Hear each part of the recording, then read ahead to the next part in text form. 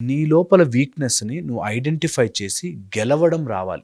చాలామంది హౌస్ వైఫ్స్ ఆర్ హస్బెండ్ టార్చర్ పెడుతున్నాడు అనుకునే వైఫ్స్, వాళ్ళు మానసికంగా ఎదగరు. వాళ్ళ వీక్‌నెస్‌నే అవతల వాడు క్యాష్ చేసుకుంటాడు. ఆ వీక్‌నెస్ లేకుండా బ్రతకాలి.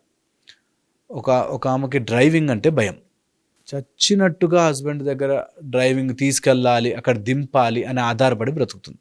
ఇలా ఆధారపడడం వల్ల క్యాబ్ అంటే కాస్ట్ ఎక్కువ అవుతుందండి అని నీ వీక్‌నెస్, నీ డ్రైవింగ్ అనే వీక్‌నెస్ వల్ల నువ్వు ఆధారపడాలి కాబట్టి ఆయన అనే మాటలన్నీ పడుతూ ఉంటాయి. ఎంతసేపు నేను చెప్పిన టైంకి రాకపోతే ఎలా తీసుకెళ్తాను, నువ్వు 5 అంటే 5 కిందకి రావాలి, 5:01 అయింది, 5:05 అయింది, ఈ టైప్లో నీ వీక్‌నెస్ ఎగ్జాంపుల్ చెప్తున్నా. బట్ ఆ వీక్‌నెస్ని అవతల వాడు అడ్వాంటేజ్ తీసుకుంటాడు. So don't leave any weakness in your life. నువ్వు వీక్‌నెస్ లేకుండా ఎప్పుడైతే స్ట్రాంగ్ అవుతుంటావో వీళ్ళందరూ నోరు మూసుకోవడం స్టార్ట్ చేస్తారు.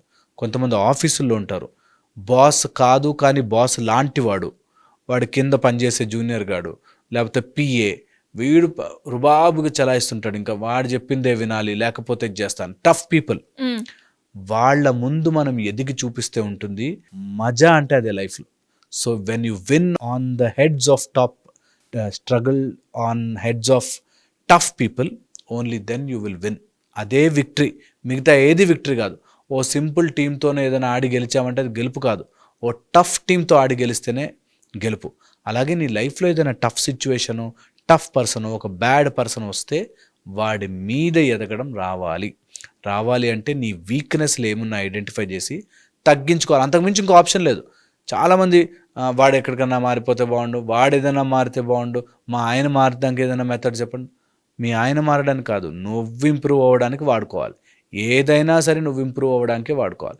సముద్రం అలం వస్తుంది అంటే ఈత కొట్టడం రావాలి, నువ్వు స్ట్రాంగ్ అవ్వాలి, అంతే మెథడ్. దాన్ని మించిన మెథడే లేదు. So you grow stronger.